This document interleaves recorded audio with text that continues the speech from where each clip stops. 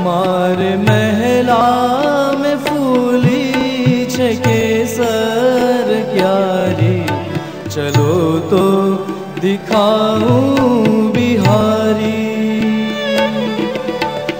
अति सुंदर बहुत अमोलक, अति सुंदर बहुत अमोलक, रंग रंगीली छे बारी, चलो तो दिखाऊं बिहारी। मारे महला में फूली छे केसर कारी, चलो तो दिखाऊं बिहारी।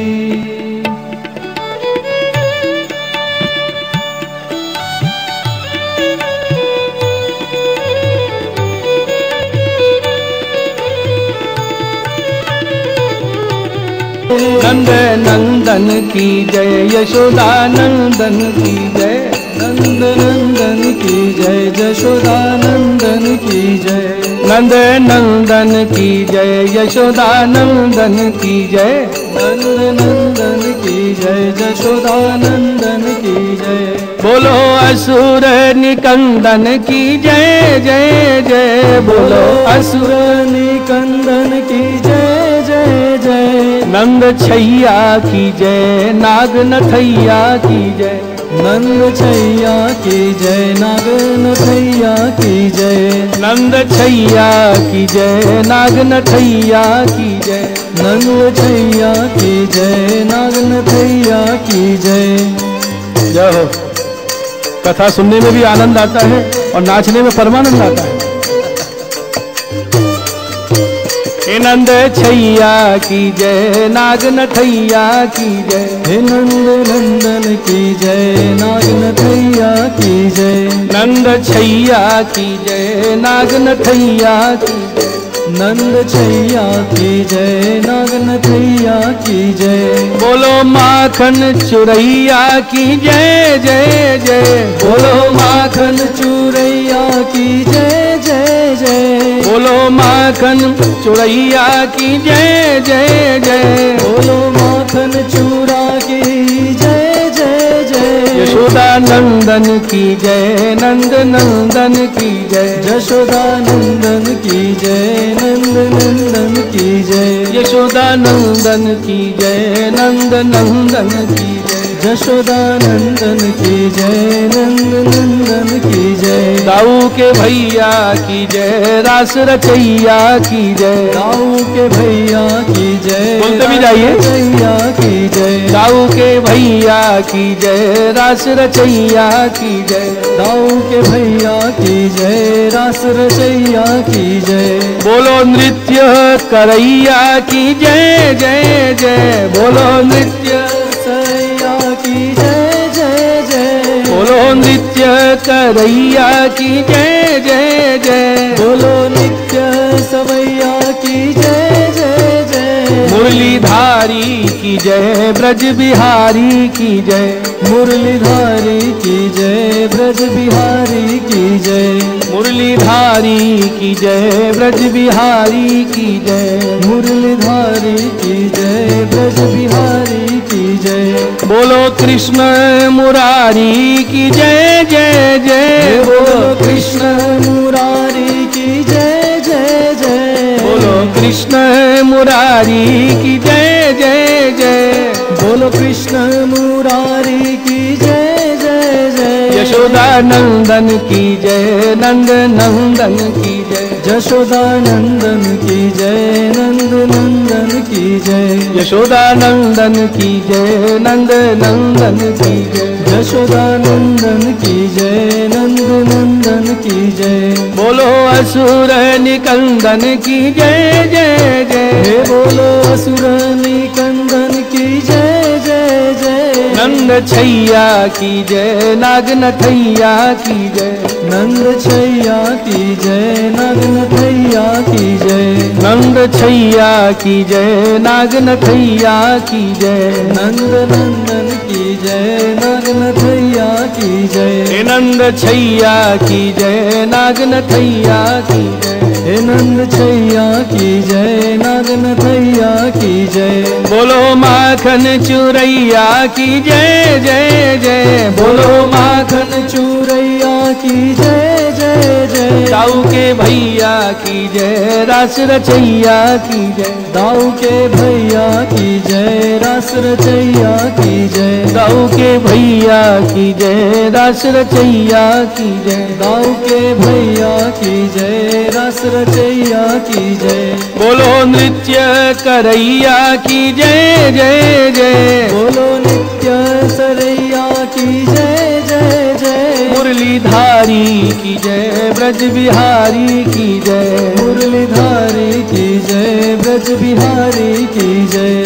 मुरलीधारी की जय, ब्रज बिहारी की जय। मुरलीधारी की जय, ब्रज बिहारी की जय। बोलो कृष्ण मुरारी की जय जय जय। बोलो कृष्ण मुरारी की जय जय जय। बोलो कृष्ण मुरारी की जय जय जय। बोलो कृष्ण मुरारी की जय जय जय। हे मुरलीधारी की जय, गिरधारी की जय। मुरलीधारी की जय, गिरिधारी की जय। मुरलीधारी की जय, ब्रज बिहारी की जय। मुरलीधारी की जय, ब्रज बिहारी की जय। मुरलीधारी की जय, ब्रज बिहारी की जय। मुरलीधारी की जय, ब्रज बिहारी की जय। बोलो कृष्ण मुरारी की जय जय जय। बोलो कृष्ण मुरारी की जय जय जय। बोलो कृष्ण मुरारी की जय जय जय। बोलो कृष्ण मुरारी की जय जय जय। यशोदा नंदन की जय, नंद नंदन की जय जय हो। नंदन की जय, नंद नंदन की जय। यशोदा नंदन की जय, नंद नंदन की जय। यशोदा नंदन की जय, नंद नंदन की जय। बोलो असुर निकंदन की जय जय जय। बोलो असुर निकंदन की जय जय जय। बोलो असुर निकंदन की जय जय जय। बोलो असुर निकंदन की जय जय जय। नंद छैया की जय, नागनथैया की जय। नंद छैया की जय, नागनथैया की जय। नंद छैया की जय, नागनथैया की जय। नंद छैया की जय, नागनथैया की जय। बोलो माखन चुरैया की जय जय जय। हे बोलो माखन चूरैया की जय जय जय। बोलो माखन चुरैया की जय जय हे जय। बोलो माखन चूरैया की जय जय जय। दाऊ के भैया की जय, रास रचैया की जय। दाऊ के भैया की जय, रास रचैया की जय। दाऊ के भैया की जय, रास रचैया। दाऊ के भैया की जय, रास रचैया की जय। बोलो नृत्य करैया की जय जय जय। बोलो नित्य कन्हैया की जय जय जय। बोलो नृत्य करैया की जय जय जय। बोलो नित्य कन्हैया की जय जय जय। मुरलीधारी की जय, ब्रज बिहारी की जय। मुरलीधारी की जय, ब्रज बिहारी की जय। मुरलीधारी की जय, ब्रज बिहारी की जय। मुरलीधारी की जय, ब्रज बिहारी की जय। बोलो कृष्ण मुरारी की जय जय जय। बोलो कृष्ण मुरारी की जय जय जय। बोलो कृष्ण मुरारी की जय जय जय। बोलो कृष्ण मुरारी की जय जय हो यशोदा नंदन की जय, नंद नंदन की जय। यशोदा नंदन की जय, नंद नंदन की जय। यशोदा नंदन की जय, नंद नंदन की जय। यशोदा नंदन की जय, नंद नंदन की जय। बोलो असुर निकंदन की जय जय जय। बोलो असुर निकंदन की जय जय जय। यशोदा नंदन की जय, नंद नंदन की जय। यशोदा नंदन की जय, नंद नंदन की जय। गोकुल को चंदा गोविंदा। गोकुल को चंदा गोविंदा। गोकुल को चंदा गोविंदा। गोकुल को चंदा गोविंदा। आनंद को कंदा गोविंदा। आनंद को कंदा गोविंदा। आनंद को कंदा गोविंदा। आनंद को कंदा गोविंदा। मेरो बाल मुकुंदा गोविंदा। हे मेरो बाल मुकुंदा गोविंदा।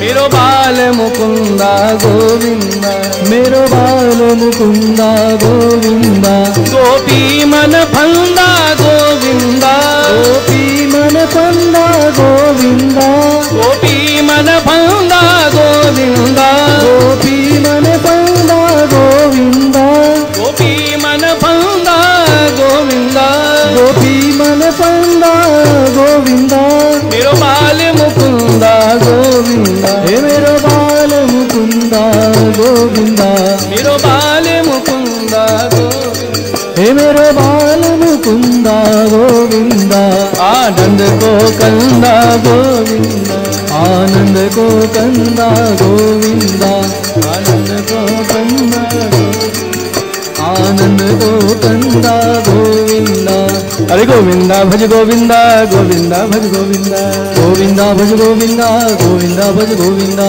गोविंदा भज गोविंदा, गोविंदा भज गोविंदा, गोविंदा भज गोविंदा, गोविंदा भज गोविंदा, गोविंदा गोविंदा गोविंदा गोविंदा, गोविंदा गोविंदा गोविंदा गोविंदा, गोविंदा गोविंदा गोविंदा गोविंदा, गोविंदा गोविंदा गोविंदा गोविंदा। बोलो गोविंद भगवान की। 6 दिनों की कसर आपने आज ही निकाल दी, पूरे 5 दिन के। थक गए क्या? थक गए नहीं? तो कल नाचना, कल रासलीला है ना, कल फिर आना। जय हो जय हो।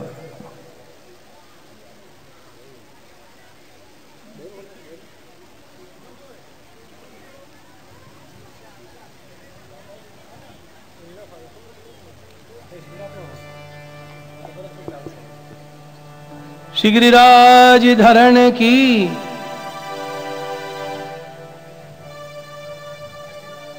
इस प्रकार भगवान ने ब्रजवासियों का आश्रय और विश्वास दृढ़ कराया।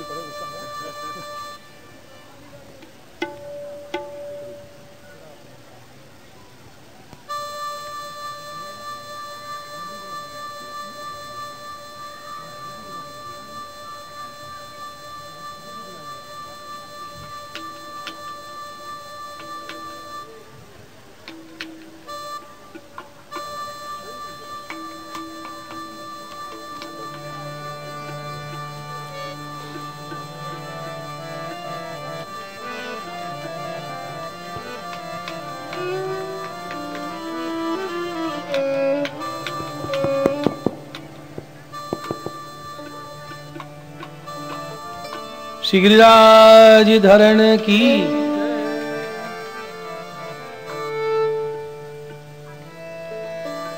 चरण शरण ब्रजराज कुंवर के, चरण शरण ब्रजराज कुंवर के, चरण शरण ब्रजराज कुंवर के, चरण शरण ब्रजराज कुंवर के।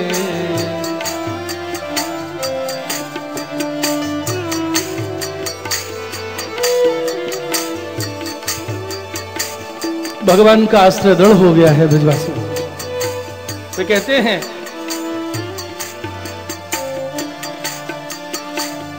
चरण शरण ब्रजराज कुंवर के, चरण शरण ब्रजराज कुंवर के, चरण शरण ब्रजराज कुंवर के, चरण शरण।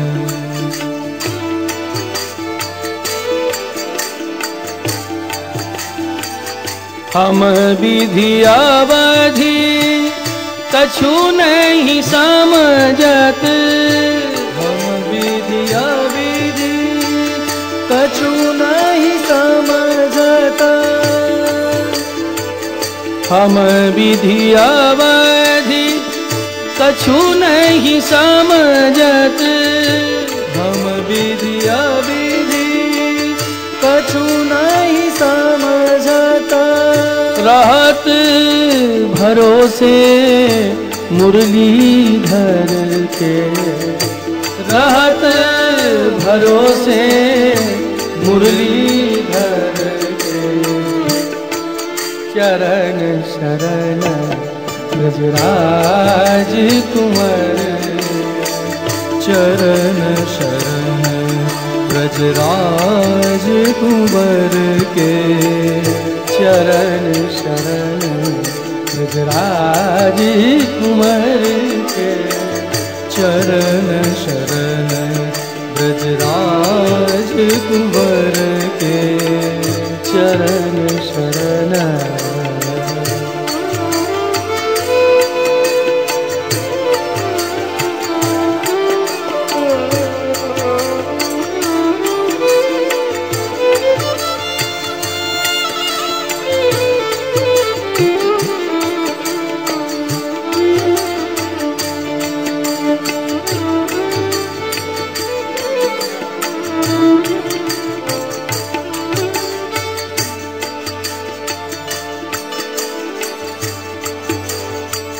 रहत आसरे ब्रज मंडल में, रहत आसरे ब्रज मंडल में, रहत आसरे ब्रज मंडल में, रहत आसरे ब्रज मंडल में, भुजा छासी गिरवर घर के, भुजा छासी गिरिवर घर के, भुजा छासी गिरवर घर के, भुजा छासी गिरिवर घर के,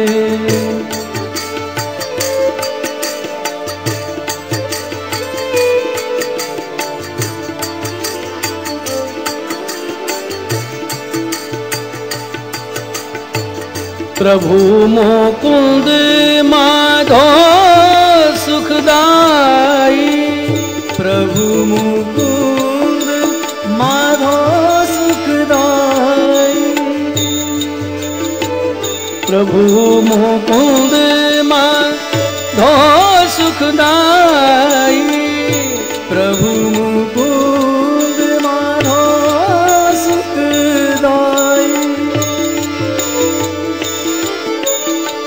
हाथ बिकाने श्री राधावर के, हाथ बिकाने श्री राधावर के, चरण शरण ब्रजराज कुंवर के, चरण शरण ब्रजराज कुंवर के, चरण शरण ब्रजराज कुंवर, चरण शरण ब्रजराज कुंवर के,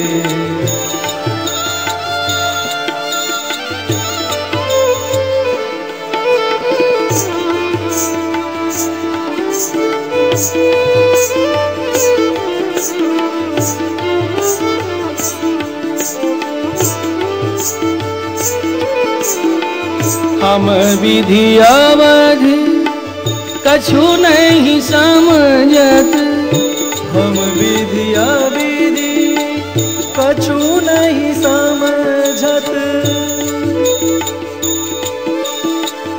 रहत भरोसे मुरलीधर के, रहत भरोसे श्री मुरलीधर के, चरण शरण ब्रजराज कुंवर के, चरण शरण ब्रजराज कुंवर के, चरण शरण ब्रजराज कुंवर के, चरण शरण ब्रजराज कुंवर के, चरण शरण ब्रजराज कुंवर के, चरण शरण ब्रजराज कुंवर के।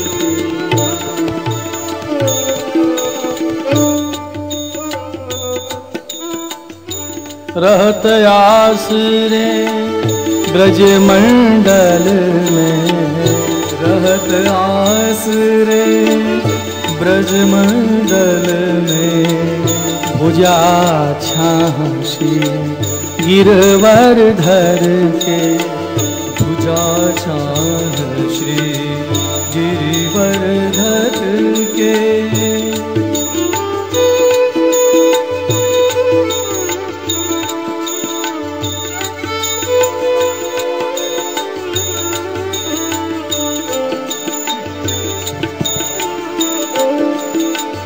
प्रभु मुकुंद माधो सुखदाई, प्रभु मुकुंद माधो सुखदाई, हाथ बिकाने राधावर, हाथ बिकाने राधावर के, चरण शरण ब्रजराज कुंवर, चरण शरण ब्रजराज कुंवर के, चरण शरण चरण शरण चरण शरण। बोलो गिरिराज धरण की जय। इस कथा से हम ये प्रेरणा लें, भगवान का ही आश्रय दृढ़ हो, भगवान का ही विश्वास दृढ़ हो। देखिए, एक सिद्धांत की बात कहूं, जब तक हम भटक रहे हैं ना इधर से उधर, हमारा आश्रय दृढ़ नहीं है, तब तक हम भटक रहे हैं, तब तक भगवान स्थिर हैं, कोई असर ही नहीं उनके ऊपर, स्थिर है भगवान। और जब हम स्थिर हो जाएं, हमारा आश्रय दृढ़ हो जाए, तो भगवान हिले डुलने लग जाते हैं कि अब तो मुझे जाना ही पड़ेगा, मैं ही तो हूं इसका, मेरा ही तो आश्रय है। जब तक हम भटकते हैं, भगवान स्थिर है, और हम स्थिर हो जाते हैं, तो भगवान हमारे लिए दौड़े चले आते हैं।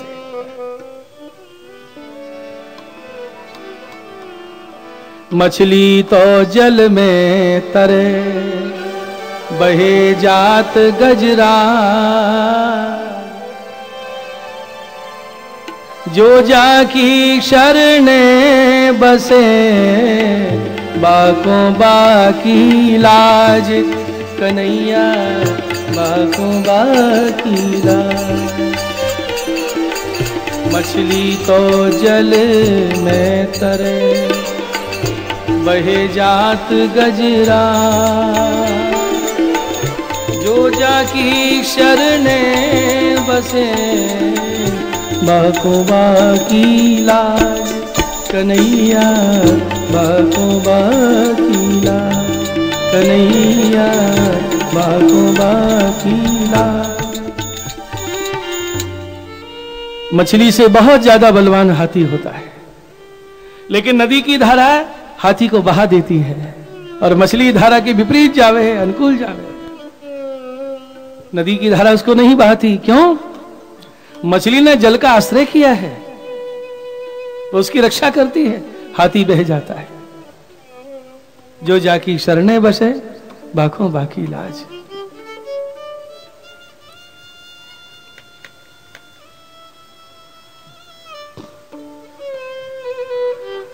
इस प्रकार साधन प्रकरण के गोवर्धन पूजा प्रसंग में भगवान ने कृपा करके अन्य आश्रय छुड़ाया और ब्रजवासियों का आश्रय विश्वास दृढ़ किया। बोलो कृष्ण कन्हैया लाल की, श्री वल्लभाधीश की।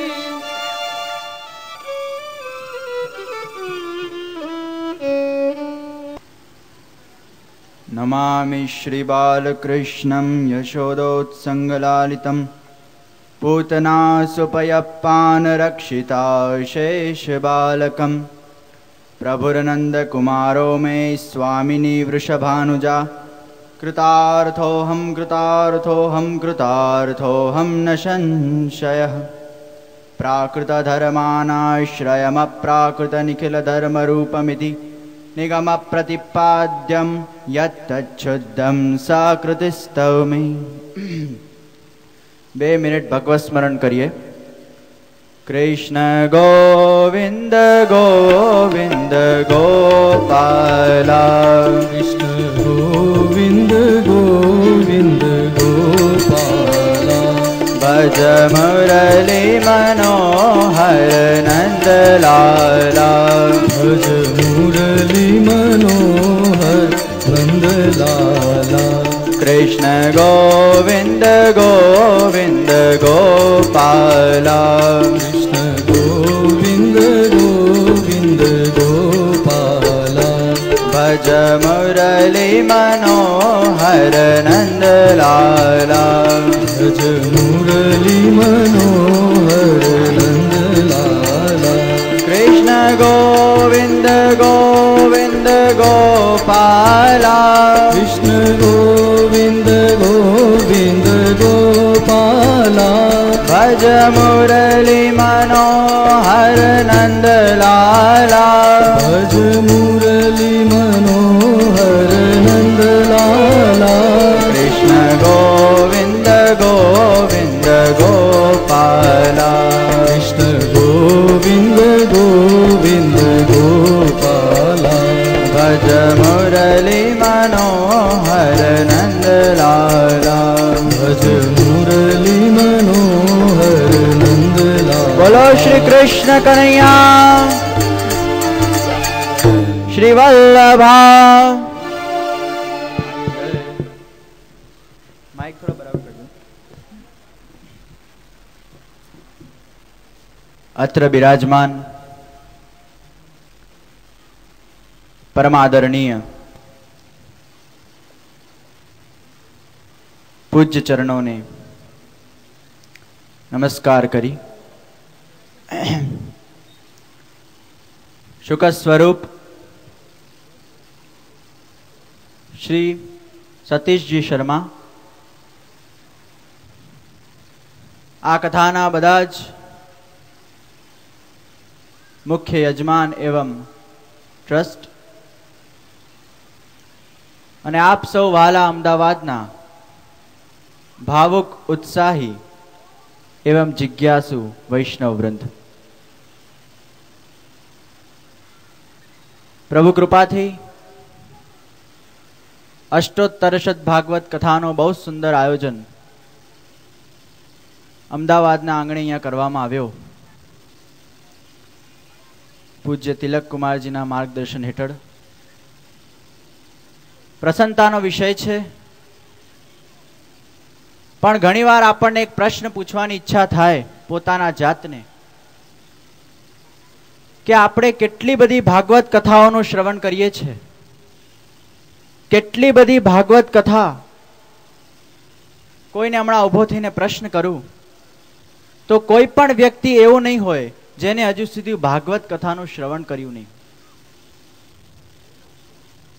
घणी बधी वार आपणे श्रवण करीए छे, पण छतां पण आपणा अंदर ए कथा सांभळ्या पछी ए परिवर्तन केम आवतो नथी?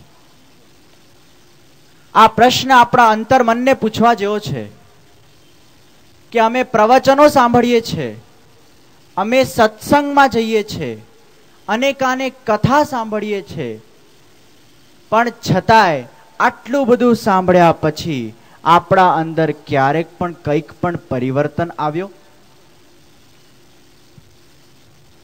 વાસ્તવિકતામાં કથા જેવી દિવ્ય વસ્તુને સંભળાય નહીં, એનું પાન કરાય. કેવલ સાંભળેલું હશે તો એક કાનથી સંભળાઈને બીજા કાનથી નીકળી જ જવાનું છે. આ બંને કાન આમને સામને જ છે. પણ જો કથાનો પાન કરવામાં આવે તો એ કથા આપણા અંદર સુધી જાય છે અને તો જ એનું ફળરૂપ છે. એક બહુ સુંદર પ્રસંગ મને યાદ આવે છે. એકવાર એક વ્યક્તિને આવો જ એક પ્રશ્ન મનમાં ઉઠ્યો. એક સંત પાસે ગયો કે ગુરુજી, હું આટલું બધું ભગવત સેવા કરું છું, ભક્તિ કરું છું, સત્સંગોમાં જઉં છું, કથાઓ સાંભળું છું, છતાંય હું એવો ને એવો જ, મારામાં કઈ જ પરિવર્તન નથી. સંતે એને કીધું કે ભાઈ તું એક વસ્તુ કર, મને અહીંયા એક શરાબની બોટલ લાવી દે. શું કીધું? મને એક શરાબની બોટલ અહીંયા લાવી દે. પેલો માણસ શરાબની બોટલ લાવ્યો. સંતે એને કીધું આ શરાબનો એક ઘૂંટડો મોરામાં ભર. પેલાએ ભર્યો. પછી કીધું હવે કોગળો કરી નાખ. પેલા કોગળો કરી નાખ્યો. સંતે એને બીજી વાર કીધું શરાબને મોઢામાં ભર અને કોગળો કરી નાખ. એમ કરીને આખી બોટલ પેલા સંતે એને મોઢામાં ભરાવી શરાબની અને પછી કોગળો કરાવી દીધો. સંતે પેલાને બહુ મજાનો પ્રશ્ન પૂછ્યો કે ભાઈ તે આખી બોટલને ખંખેરી છે, જોજે તને નશો થયો શરાબનો? ત્યારે પેલો કે છે કે મેં જ્યારે શરાબને પીધી જ નથી તો એનો નશો ક્યાંથી થવાનો? શરાબ જેવી તુચ્છ વસ્તુ પણ અંદર જઈને નશો કરાવે તો ભગવાન જેવી જો દિવ્ય તત્વ હોય તો એને અંદર ઉતારવું પડે, ત્યારે જ એને નશો થાય. આ ભાગવત કથા કોઈ સાંભળવાની વસ્તુ નથી. આ ભાગવત કથાને અંદર ઉતારો અને એના લક્ષ્ય સાથે. આપણે બધાએ કોઈ પણ જીવનમાં લક્ષ્ય રાખ્યો કે આજે અહીંયા સતીશજી શર્માની કથા ચાલી રહી છે, આ કથામાંથી અમે આજે જેટલું પણ સાંભળશું એમાંથી ભલે 100% નહીં પણ 5% આચરણમાં લાવીએ. આપણે જઈએ ખાલી સાંભળવા, પણ આપણે જો એવો લક્ષ્ય રાખીએ કે આમાંથી મારે જીવન ઉપયોગી ઉતારવું છે, મારે જીવનમાં કંઈ ઉતારવું છે, તો આપણા જરૂર જીવનમાં ઉતરે જ છે. કારણ કે આ દિવ્ય કથા, હું આપને એક વસ્તુ કહીશ કે આ જીવનનું શિક્ષણ છે. ખ્યાલમાં આવ્યું? ભાગવત કથા એ આપણા જીવનનું શિક્ષણ છે.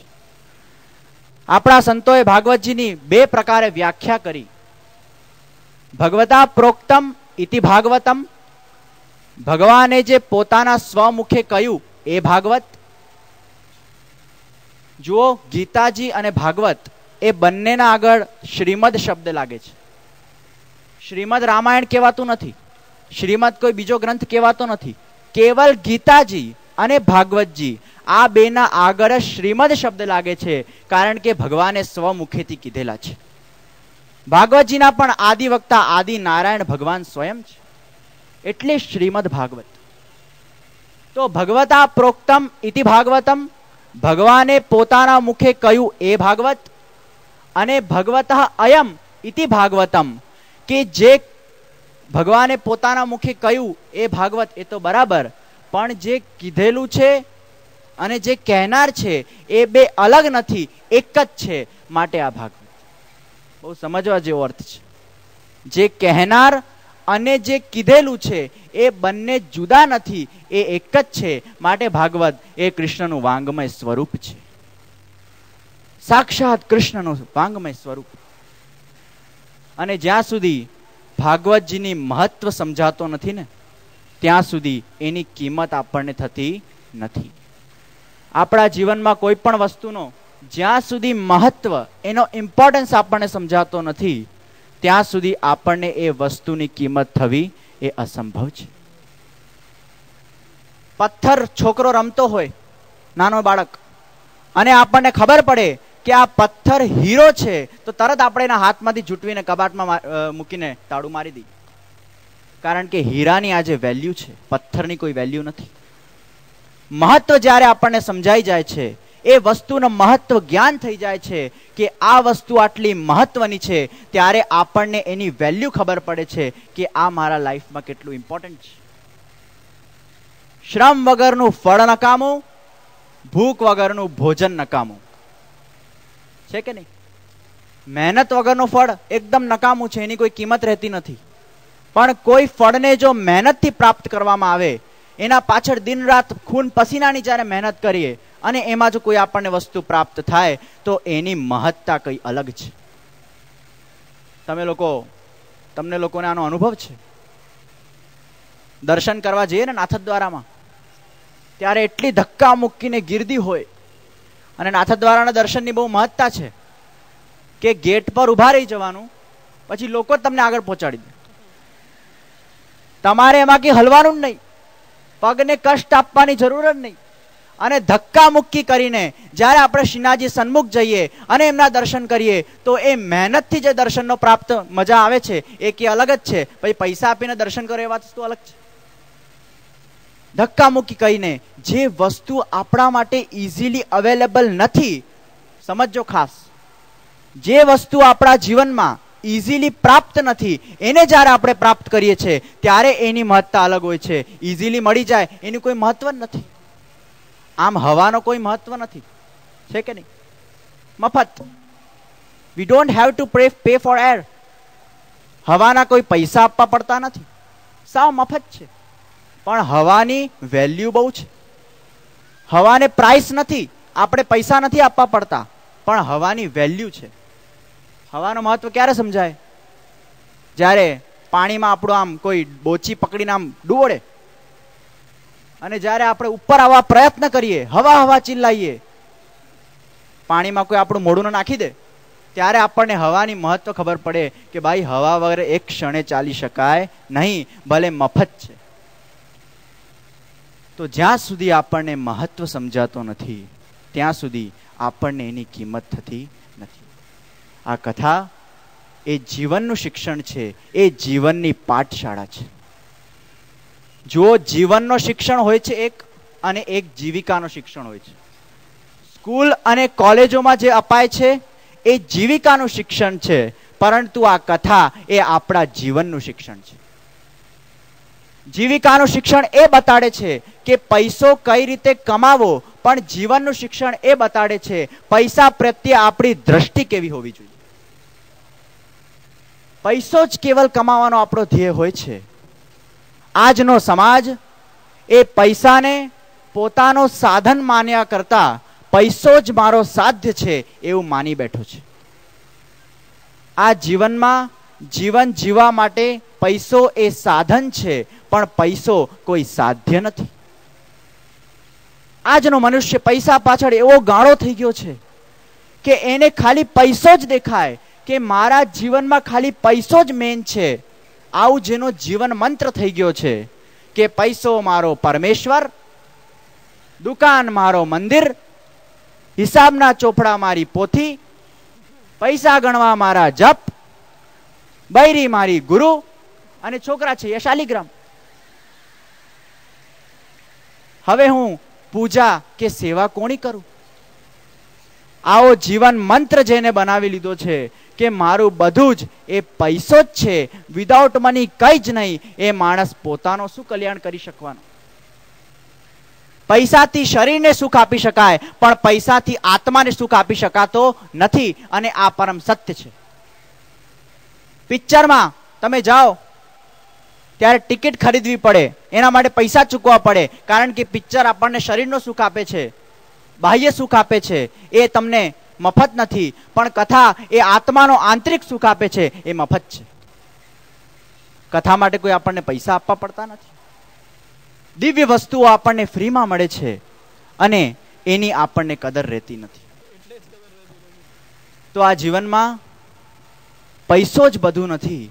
આપણે બધા જ મનુષ્ય પોતાના શરીરમાં એટલા આસક્ત હોઈને આત્માને ભૂલી જઈએ છીએ. શરીરનું કલ્યાણ કરીએ છીએ, પણ આપણા આત્માનું કલ્યાણ ભૂલાઈ જ ગયું છે. જુઓ, નચિકેતા હતા ને, પરમ તપસ્વી.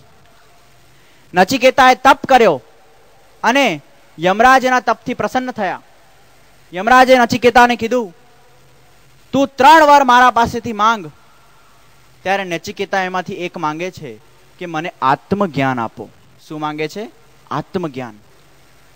યમરાજે એને કીધું કે બેટા, તું બહુ નાનો છે, તારી ઉંમર અત્યારે બહુ જ નાની છે, તું આત્મજ્ઞાનનું શું કરશે? તને જોઈએ તો હું ઐશ્વર્ય આપું, ધન આપું, આ આપું, તે આપું. નચિકેતાએ એક જ પ્રશ્ન કર્યો કે શું આ બધું મારા સાથે આવવાનું છે? ત્યારે યમરાજ કે છે, આ બધું તારા સાથે કશું આવવાનું નથી. તો નચિકેતા કે છે, તો મારે જે શાશ્વત છે એ જોઈએ છે. જે મારા સાથે આવવાનું જ નથી, એના પાછળ હું શું કામ સમય બરબાદ કરું? આ જીવનનો વિચાર કરો, આત્મચિંતન કરો. ઘરે બેસીને જરા થોડું પોતાના મનને વલોવો. કથા શ્રવણ કર્યા, પાન કર્યા પછી તમે જરા ઘરે એકાંતમાં બેસીને વિચાર કરો કે આપણે શું કરી રહ્યા છે. જે આપણા સાથે નથી આવવાનું, એના પાછળ આપણે આખી જિંદગી વેડફી નાખીએ છીએ. જુઓ, કોઈ દરજી પાસે જાય ને માણસ, તો દરજીને કે જબ્બાને ખીસું, પેન્ટને ખીસું, આને ખીસું, તેને ખીસું, 50 ખિસ્સા કરાવે. પણ એક જ એને પ્રશ્ન પૂછવાનો, ભાઈ જ્યારે માણસ મરે ત્યારે એને કફનને કોઈ ખિસ્સો ખરો? આ બધા ખિસ્સાઓ કરીએ છીએ, પણ આપણે મરીએ ત્યારે આપણા કફનને કોઈ ખિસ્સો હોતો નથી. આપણે જ્યારે બહારગામ જઈએ ત્યારે એ જ કપડા સાથે લઈ જઈએ જે આપણે પહેરવાના છે. વગર કારણના કપડા કોઈ લઈ જઈએ ખરા? આપણા સાથે જે આવવાનું જ નથી, એના પાછળ આપણે આખી જિંદગી વેડફી નાખીએ છીએ. પણ જે આપણા સાથે આવવાનું છે એની આપણે કોઈ એની કદર જ કરતા નથી, એના માટે કોઈ મહેનત જ કરતા નથી. કારણ કે આપણા માટે મહત્વનું છે આપણા શરીરનું સુખ. શરીર માધ્યમ ખલું ધર્મ સાધન. ધર્મ ગ્રંથો એમ નથી કહેતા કે શરીર ભગવાને આપ્યું છે, કમાઈ લે, કમાઈ લે. એવું કોઈ ધર્મ ગ્રંથ આપણને કહેતું નથી. શરીર માધ્યમ છે ધર્મ માટે. ભગવાને આપણને આ શરીર ધર્મના પાલન માટે આપ્યું છે, ફાલતુમાં વેડફવા માટે આપ્યું નથી. જે વસ્તુ જેના માટે આપી હોય એનો ત્યાં જ ઉપયોગ થવો જોઈએ. બીજી જગ્યાએ જો ઉપયોગ થાય તો એ વસ્તુ, તો ભગવાન આપણને શિક્ષા કરે કે નહીં? બાપે પોતાના દીકરાને 500 રૂપિયા આપ્યા અને જો 500 રૂપિયાનો દીકરો જુગાર રમી નાખે તો? સ્કૂલની ફી ભરવા માટે 500 રૂપિયા માંગ્યા હોય અને પેલો બીજા દિવસે જઈને જુગાર રમી નાખે તો એ પેલો બાપ એને શિક્ષા કરે કે નહીં? મેં તને શેના માટે આપેલું અને તે એનો ઉપયોગ ક્યાં કરી નાખ્યો? ભગવાન પણ આપણને એમ જ કહેશે કે ભાઈ, તમને લોકોને શરીર ધર્મ માટે આપેલું, પણ તમે શરીરને સુખ માટે અને શરીરને પૈસા ભેગા કરવામાં વેડફી નાખ્યું છે, પણ તમારા આત્માનું કલ્યાણ કર્યું? આ બહુ સમજવા જેવો પ્રશ્ન છે કે આપણે આપણા આત્મકલ્યાણને ભૂલી જઈએ છીએ. આ બધા સુખો છે ને, સમજો ખાસ, આ 2-2 મિનિટના છે. પિક્ચર સિનેમા જોવા જાઓ, 3 કલાકનો આનંદ મળ્યો, એના પછી શું? આપણે આખી જિંદગી ગાગા કરીએ છીએ, મેં આજે આ પિક્ચર જોઈ.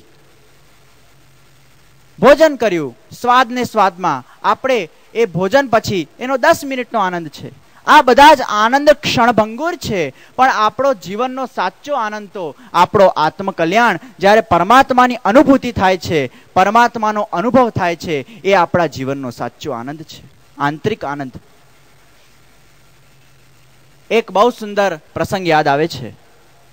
એકવાર એક બહુ જ મોટા શેઠ એક ગામમાં રહેતા હતા. આ શેઠ એટલા ધનવાન હતા, એમની બહુ મોટી ઇમારત હતી. અચાનક એ ઇમારતમાં બહુ જ જોરદાર આગ લાગી ગઈ. શેઠજી બહાર આવ્યા, મારો આ સામાન બચાવો, મારો આ સામાન બચાવો, મારું આ કિંમતી વસ્તુ અંદર છે. બધા 200-300 માણસો ભેગા થઈ ગયા, બચાવવામાં લાગી ગયા. શેઠે બધાને કીધું, મારું અહીંયા છે, અહીંયા છે, બધું બચાવો, મારું જલ્દી સામાન બચાવો. ત્યારે ઇમારત એટલી આગથી ઘેરાઈ ગયેલી કે એક માણસ આવ્યો અને શેઠજીને કીધું, શેઠજી, હવે જુઓ, બહુ આગ લાગી ગઈ છે, 1-2 વાર કદાચ અંદર જવાય, નહીં તો હવે હું પણ જવા ગભરાઉં છું, કંઈક બાકી રહી ગયું હોય તો મને કહી દો. ત્યારે શેઠજી કહે છે કે હવે મને કંઈ યાદ આવતું નથી અત્યારે, આ આગે મને બહુ મને ટેન્શનમાં નાખી દીધું છે, તો કંઈ પણ હાથમાં લાગે લઈ આવજો બહાર, પણ તમારા જાતને તમે સાચવજો. ત્યારે પેલો માણસ અંદર ગયો, પાછો 1-2 વસ્તુ કી બહાર લાવ્યો. 5 મિનિટ પછી આખી ઇમારત ઓલમોસ્ટ બળી ગઈ અને પછી પેલો શેઠને સ્ટ્રાઇક થાય છે, જોર જોરથી રડવા માંડ્યો. શેઠ શું કર્યું? શેઠ એકદમ જોરથી રડવા માંડ્યો. એને એકદમ લાગ્યું, શેઠને યાદ આવ્યું કે મારો નાનો પૌત્ર જે ત્યાં પલંગમાં સૂઈ રહ્યો હશે રૂમમાં, એને તો બચાવવાનું સાવ ભૂલાઈ જ ગયું. જોર જોરથી રડવા માંડ્યો શેઠ. અને શેઠને ત્યારે ખબર પડી. ત્યાંથી એક સંત પસાર થયા. સંતે પોતાની બુક પેન કાઢી અને એક સૂત્ર લખ્યો કે આ જીવનમાં આપણે બધા સામાન બચાવવાનું માં વ્યસ્ત રહીએ છીએ, પણ જે સામાનનો વારસદાર છે એને બચાવવાનું તો ભૂલી જ જઈએ છીએ. આ જીવનમાં આપણે બધા સામાનને બચાવવામાં આપણો વ્યસ્ત કરી નાખીએ છીએ, પોતાના શરીરને લૌકિક સુખોમાં વ્યસ્ત કરી નાખીએ છીએ, પણ પોતાનો જે આત્મા છે એને આપણે બચાવતા જ નથી, એનું આપણે કોઈ વિચારતા જ નથી. આ જીવનમાં જો આત્માનો મહત્વ વ્યક્તિને ખબર પડી જાય, શરીરમાંથી થોડો બહાર નીકળે, ભલે હું તો એમ કહું છું કે આપણે હમણાં ને હમણાં કોઈ પરિવર્તન લાવવાની જરૂર નથી, પણ એટલીસ્ટ લક્ષ્યમાં તો રાખીએ ને કે મારે આ વસ્તુ કરવી છે, ભલે હમણાં નહીં તો પ્રભુ કૃપા કરશે તો થોડા સમય પછી પણ હું એ વસ્તુને પામીશ, એવું લક્ષ્યમાં રાખશું. વિચારમાં આવે ને તો જ આચરણમાં આવે, પણ આપણા તો વિચારમાં જ આવતું નથી કે મારે આ વસ્તુ કરવી છે. એટલે જ ભાગવત કથા એ આપણા જીવનનું શિક્ષણ છે. આ દિવ્ય કથાને આપણે પાન કરીએ, જ્યાં સુધી પાન નહીં કરશું ત્યાં સુધી આપણને એ કથાનો મહત્વ સમજ પડતી નથી. આપણે આ કથા સાંભળ્યા પછી રોજે ઘરે 10 મિનિટ તો 10 મિનિટ પણ એ કથાનું ચિંતન કરવું. જો સ્કૂલ કોલેજોમાં શિક્ષણ અપાય ને, એમાં જો આપણે હોમવર્ક ન કરીએ ને તો એ કઈ એનો કઈ અર્થ રહેતો નથી. આ તમારો શિક્ષણ છે જીવનનો, અને આ જીવનના શિક્ષણ પછી તમારે ઘરે જઈને હોમવર્ક રૂપે એને ચિંતન કરવાનું છે, પોતાના મનને વલોવવાનું છે, અને એમાંથી તમને જો ચિંતનમાં તમારો નટખટ નંદકિશોર કૃષ્ણ તમને રમતો દેખાઈ જાય તો સમજી લેજો આ ભાગવત કથા તમારા અંદર ઉતરી ગઈ છે. આ ભાગવત કથાને અંદર ઉતારો, કારણ કે આ કૃષ્ણની કથા છે. અને તમે લોકો આટલી બધી વાર સાંભળો છો કેમ? આમ જોઈએ તો ભાગવત કથા એની સ્ટોરી ઓપન જ છે. આપણે એક પિક્ચરને 1 વાર જોઈએ, 2 વાર જોઈએ, 3 વાર જોઈએ, 4 વાર જોઈએ, 5મી વાર તો કંટાળો આવે, આ કેટલી વાર જોવાનું. પણ ભાગવત કથા જેવી એવી દિવ્ય વસ્તુ છે, કૃષ્ણનું એવી કૃપા છે કે આપણે બધાને હજારો વાર સાંભળીએ તો પણ તૃપ્તિ ન થાય. દરેક વાર કઈ અલગ અલગ આપણને એમાંથી જાણવા મળે, કઈ અલગ અલગ આપણને અનુભૂતિ થાય. એ તો આ ભાગવત કથાની મજા છે, કારણ કે આ કૃષ્ણની લીલાઓ છે. આપણે બધાને કૃષ્ણ માટે સાચો પ્રેમ છે એ હું જાણું જ છું, પણ આપણે બધાએ આ પ્રેમ કૃષ્ણ માટે ખાલી અહીંયા સુધી નથી રાખવાનો. આપણને આનું ચિંતન કરવું જોઈએ. શ્રીમદ ભાગવત કથા મને કહેતા ખૂબ જ આનંદ થાય છે. અહીંયા કયું ટ્રસ્ટ? વલ્લભ વિઠ્ઠલ સંસ્થા ટ્રસ્ટ દ્વારા આપ સૌને બહુ સુંદર આ ભાગવત કથાનો શ્રી સતીશજી શર્માજીના કંઠેથી શ્રવણ પાન કરવાનું એક અવસર છે. આ અવસરમાં આપણે આપણો કેટલો સમય અહીંયા આપીએ છીએ, અને હું તો કહીશ કે આવી કથાઓનો જેટલી વાર આયોજન થાય એટલું જ ઓછું છે, કારણ કે પુષ્ટિમાર્ગના પ્રચારની અત્યારે બહુ જરૂર છે. અને આ કથા દ્વારા, આવા જ આયોજનો દ્વારા આપણા પુષ્ટિમાર્ગનો 100% ગૌરવ વધશે એવી હું અંતરથી શ્રદ્ધા અને ભાવ પ્રગટ કરું છું. પૂજ્ય શ્રી તિલક કુમારજી દ્વારા પણ બહુ સુંદર આમાં માર્ગદર્શન આપવામાં આવ્યું છે. અને જ્યાં સુધી એમાં માર્ગદર્શન હોય નહીં ને, આપણે કાર્ય કરવા ઈચ્છતા હોઈએ પણ એમાં આપણને કોઈ ગાઈડલાઈન તો જોઈએ જ છે. જ્યાં આપણને માર્ગદર્શન મળે છે કે ભાઈ આમ નહીં આમ કર, તો એ વસ્તુ હજી સરસ બની શકે છે. બહુ સુંદર માર્ગદર્શન આપના દ્વારા થયું. આ બધા ટ્રસ્ટો, મુખ્ય યજમાન, આપ સૌને આ ભાગવત કથા આપના અંદર સુધી ઉતરે અને આ કથાથી પુષ્ટિમાર્ગનો હજી પ્રચાર આગળ વધે. આ બધા માટે, આ બધાના અંદર ભક્તિની વૃદ્ધિ થાય, એ જ શુભેચ્છા સાથે એક વસ્તુ હજી કહીશ કે ભક્તિની છે ને વૃદ્ધિ થવી જોઈએ.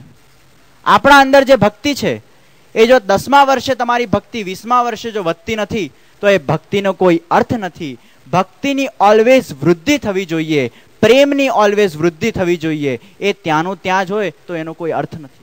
એટલે આ ભક્તિની ખાસ આપણા અંદર વૃદ્ધિ થાય. આપણે એ જ લક્ષ્યથી કથાને સાંભળીએ કે મારા અંદર કૃષ્ણમાં જે અત્યારે પ્રેમ છે એ પ્રેમ ડબલ વૃદ્ધિ પામે, એ ભક્તિ હજી વૃદ્ધિ પામે. એ લક્ષ્યને જો આપણે ધ્યાનમાં રાખીને કથા શ્રવણ કરશું તો ચોક્કસ આપણા અંદર ભક્તિની વૃદ્ધિ થશે.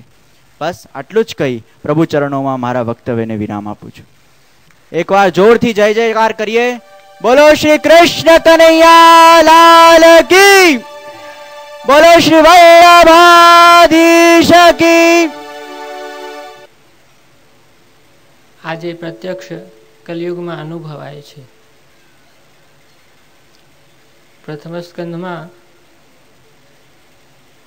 જ્યારે સૂતજીએ કહ્યું કે કલૌ નષ્ટ દૃશા મેં સ પુરાણ ઓર કો ધુનો દેતા, કલયુગમાં જ્યારે મોક્ષ માર્ગ કે ભગવાન માર્ગની દૃષ્ટિ જ્યારે લોપ થઈ જાય એવા સમયમાં આ ભાગવત રૂપી પુરાણ, મહાપુરાણ રૂપી સૂર્યનો ઉદય થયો છે.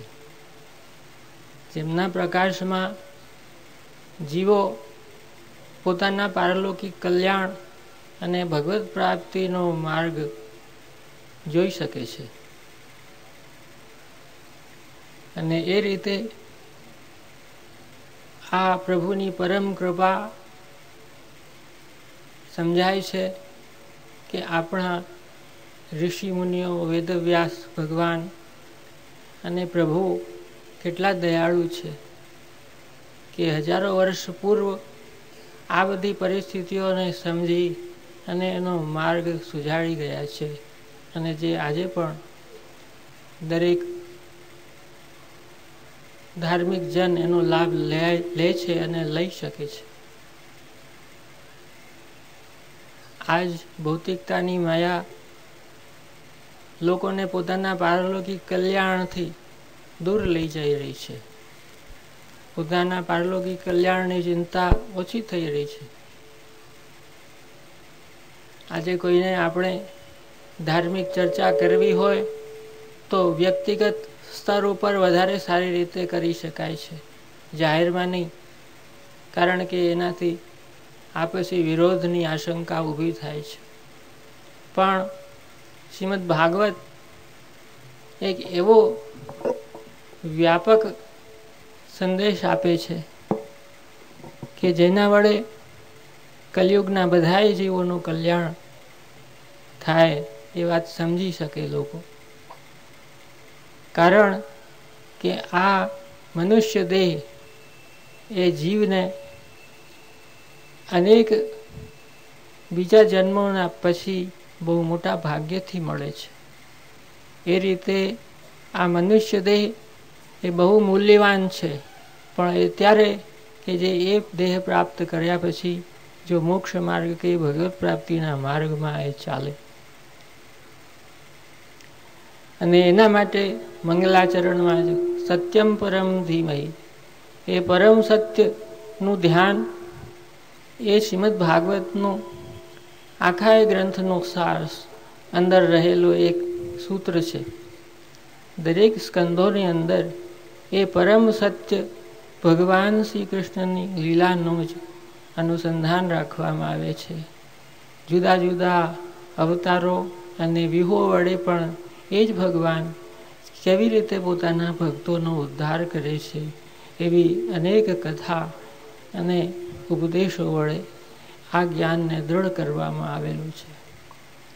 જેવી રીતે ભગવાન શ્રી કૃષ્ણ અવતાર કાલમાં દરેક ભક્તોને એમના અધિકારને અનુસાર આનંદ આપે છે, એવી જ રીતે આ મહાપુરાણ પણ જેટલો પાત્ર છે એને એ રીતે આમાંથી પોતાના માટે યોગ્ય એવા ઉપદેશો મળે છે. અને એ રીતે આ શ્રીમદ ભાગવત પણ સાક્ષાત ભગવાનનું જ સ્વરૂપ છે. જેમ ભગવાન શ્રી કૃષ્ણ અવતાર લીધો ત્યારે ચતુર્વ્યૂહ સહિત અવતારની લીલાનો અનુભવ બધાને કરાવેલો છે.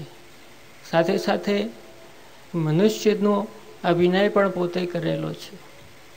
જો કે ભગવાન શ્રી કૃષ્ણનો જન્મ અને બાલ લીલા કે કિશોર લીલા કે દ્વારકાની લીલા એ બાહ્ય દૃષ્ટિવાળાઓને એક સામાન્ય મનુષ્યના ચરિત્રની તુલનામાં આવે એવું જણાય. છતાં પણ એ દરેક લીલાઓ મહાન અલૌકિક છે અને એ વસ્તુ શ્રીમદ આચાર્ય ચરણોએ વધુ સારી રીતે પોતાના શ્રી સુબોધનીજીમાં સમજાવેલા છે. અને એ વડે આજે પણ શ્રીમદ ભાગવતનો ખરો મહિમા એ આચાર્ય ચરણોની વાણી દ્વારા સમજવામાં આવે છે. દરેક સ્કંદોને અંદર જે એક એક લીલાઓનું વર્ણન આવે છે એ સમજવાથી જે મહાત્મ જ્ઞાન સિદ્ધ થાય છે એ મહાત્મ જ્ઞાન એટલું દ્રઢ હોય છે કે એનાથી કદી પણ કોઈ પણ શંકા કે કુતર્ક બાકી રહી શકતા નથી. આજની ભૌતિક સુખ સુવિધાઓથી જ્યારે માણસ ભૂલો પડ્યો છે ત્યારે એને એ યાદ અપાવે છે કે આ આખા જગતનો બનાવનાર કોણ? તો તૃતીય સ્કંદની અંદર એ બધા એનું વર્ણન મળે છે કે આ ભગવાન જ હતા. આ સૃષ્ટિને પૂર્વમાં બીજું કોઈ તત્વ નહોતું. અને મંગલાચરણમાં પણ એ વસ્તુ